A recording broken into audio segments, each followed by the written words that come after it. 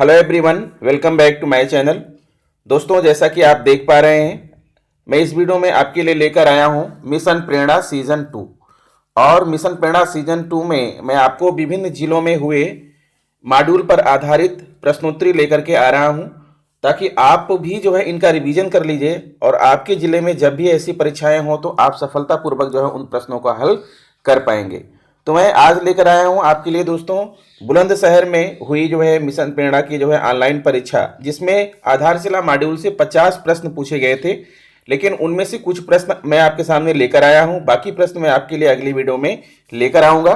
अगर आपको ये प्रश्न अच्छे लगे, मेरी वीडियो अच्छी लगे, तो प्लीज़ मेरे चैनल को सब्सक्राइब कर लीजिएगा, बेल आइकन को प्रेस कर दीजिएगा और इसे दूसरे मित्रों को शेयर भी कीजिएगा। तो आइए दोस्तों, हम शुरू करते हैं बिना देर किए हुए उन प्रश्नों का। देख पा रहे हैं आप, ऑनलाइन एग्जामिनेशन विशेष, ये ऑनलाइन एग्जामिनेशन सीजन चल रहा है और इसमें मैं आपको विभिन्न जिलों में हुई आयोजित परीक्षाओं के प्रश्न आपके सामने लेकर आऊंगा। पहला प्रश्न आप देख पा रहे हैं, आधारशिला पुस्तिका किस पर आधारित है? भाषाई शिक्षा, अंग्रेजी शिक्षा, बुनियादी शिक्षा या फिर ईवीएस पर? तो सोचिए, आपको मालूम होगा कि आधारशिला पुस्तिका किस पर आधारित है। तो आधारशिला पुस्तिका आपको मालूम होना चाहिए कि ये बुनियादी शिक्षा पर आधारित है। इसका राइट आंसर होगा बुनियादी शिक्षा।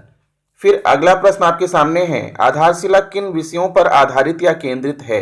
भाषा, हिंदी, गणित या भाषा एवं गणित?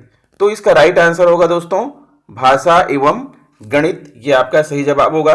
अगला प्रश्न देख पा रहे हैं आप, निम्नलिखित का सही क्रम क्या है? पढ़ना, लिखना, बोलना, सुनना, लिखना, पढ़ना, सुनना, बोलना, पढ़ना, लिखना या उपरोक्त सभी?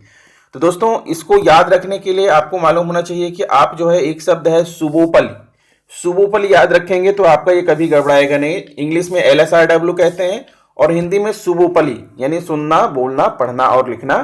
तो ये आपका ऑप्शन नंबर 3 आपका यहाँ पर राइट है। आगे बढ़ते हैं, अगला प्रश्न आपकी स्क्रीन पर है, देखिए। आधारशिला मॉड्यूल में कितने भाग हैं? तो आप इस प्रश्न को बहुत बार पढ़ चुके होंगे कि आधारशिला और शिक्षण संग्राम में 6 भाग हैं और ध्यानाकर्षण में सिर्फ 4 भाग हैं। तो यहाँ पर आपका राइट आंसर होगा 6, अर्थात विकल्प 3 आपका यहाँ पर सही है। ठीक है, अगला प्रश्न आपके सामने है, देखिए। शुरुआत में ध्यानाकर्षण शिविर के कितने दिवस निर्धारित हैं? 50, 30, 40, 60? तो दोस्तों, शुरुआत में ध्यानाकर्षण शिविर के लिए 50 दिवस जो है वो निर्धारित हैं, आप सभी को पता होगा। ठीक है, छठा प्रश्न आपके सामने है, लर्निंग आउटकम को क्या कहेंगे? अधिगम संबंधी परिणाम, सीखने के प्रतिफल, अपेक्षित दक्षताएं या उपर्युक्त सभी? तो यहाँ पर जितनी दी गई हैं सभी की सभी जो है लर्निंग आउटकम के ही नाम हैं, तो यहाँ पर उपर्युक्त सभी में टिक लगेगा। फिर आगे बढ़िए और अगला प्रश्न आपके सामने है, देखिए। गणित विषय हेतु कितने केंद्रित लर्निंग आउटकम तय किए गए हैं? 5, 4, 6 या 2? तो इसका राइट आंसर होगा 4। ठीक है, फिर अगला प्रश्न है, आप देखिए। चरणबद्ध सीखने की सही प्रक्रिया क्या है? ERAC, REAC, ELPS, LEPS?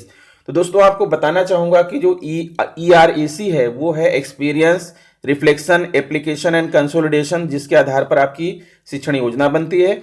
और जो ELPS है वो गणित को सीखने सिखाने का एक क्रम है। तो यहाँ चरणबद्ध सीखने की प्रक्रिया की बात हो रही है, तो इसका आंसर होगा right answer option number 1, ERAC यहाँ पर सही होगा।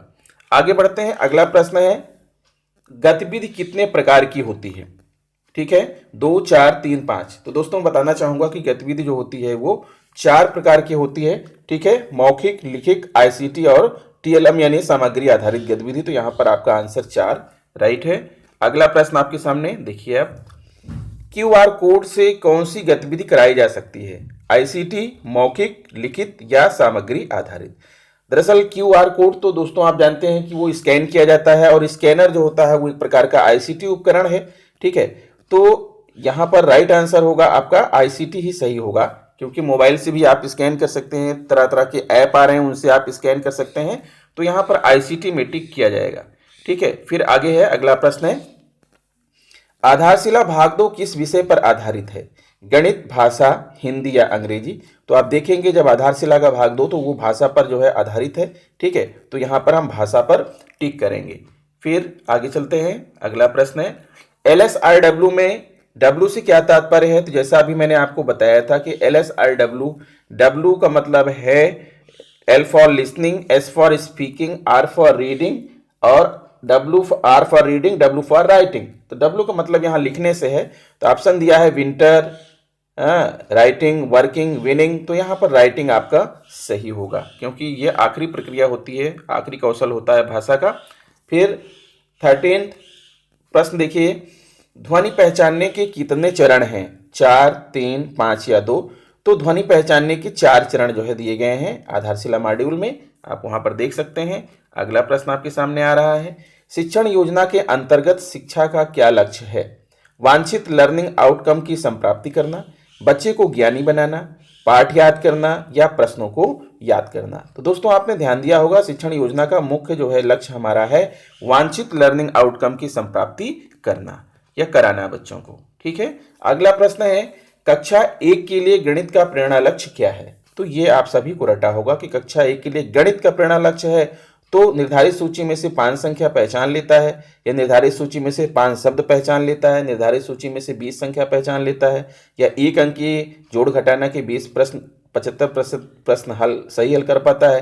तो इनमें से कौन सा है? तो इनमें से आपका जो दूसरा ऑप्शन है, निर्धारित सूची में से 5 संख्या पहचान लेता है, ये आपका यहाँ पर राइट होगा। फिर आगे बढ़ते हैं और अगला प्रश्न आपके सामने दिखाई पड़ रहा है। देखिए यहाँ पर, प्रेरणा तालिका कहाँ लगेगी? विद्यालय के बाहर दीवारों पर, कक्षा कक्ष में, कार्यालय में, बच्चों के घर पर।